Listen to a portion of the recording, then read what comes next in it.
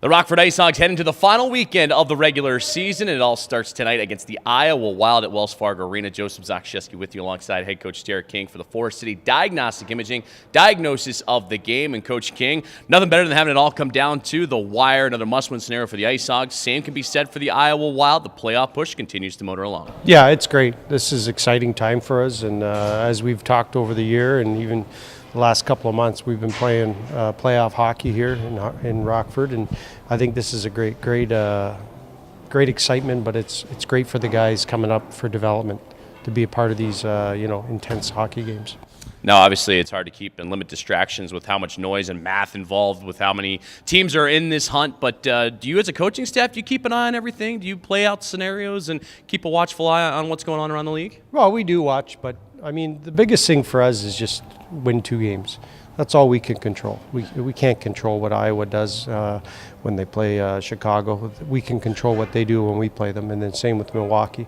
Whatever they do, but when we play them, we have to focus on winning the hockey game. If we do that, we'll see if the stars align and we can somehow get in here. If not, at least we leave the rink. We didn't cheat ourselves.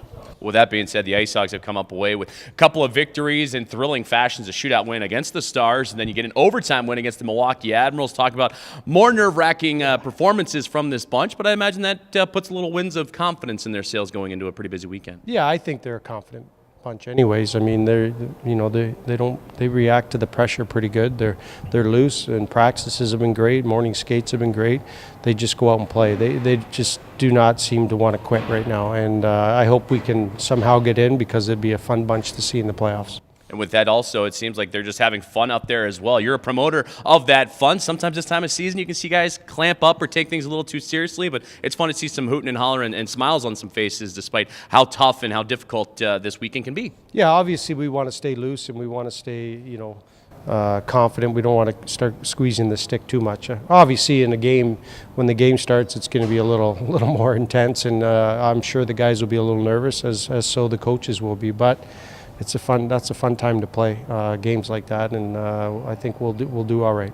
Now focusing in on the Iowa Wild here tonight, Wells Fargo Arena, final meeting between the two clubs, 10th and final get-together at that. But this is a team that you haven't seen in a little while. Since February, they just got a batch of NHL guys down from their club in Minnesota. I mean, what do you expect from this group? They're much like the IceHogs in terms of fighting to get into that postseason dance. Yeah, well, obviously they got some guys down, some really good hockey players down from the NHL club, which is, that's understandable. Those guys need to play too, and play in these type of situations. So, but we got guys been with us who've got NHL experience, so there's no excuses there. Obviously, we're going to have to key on them and watch them, but we're just going to go out and play our hockey game. You mentioned earlier the influx of younger guys jumping in the lineup for the Rockford IceHogs. Same goes for Iowa. One youngster that's really jumped out to me, Ford Reese Johnson. Nice 2-assist performance the other day, and helping out with Luke Johnson and contributing to some scoring here. What have you seen from him as he's quietly snuck in there and been a key contributor to the offensive production? Well, he's, you don't any offense from him is a bonus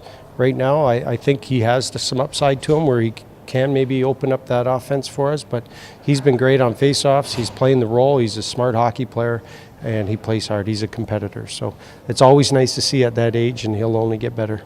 Well, it's an exciting time of year. The Rockford IceHogs right into the thick of the postseason push, but also the Stanley Cup playoffs have just gotten underway as well. I know as a coaching staff, that's also an exciting time of year, and you got a lot of alumni connections in terms of who's performing. Toronto, the Islanders, Hartford turned Carolina, even St. Louis a little bit. You got a lot of interest in what's going on. Is there a rooting interest in any of those guys? You know what?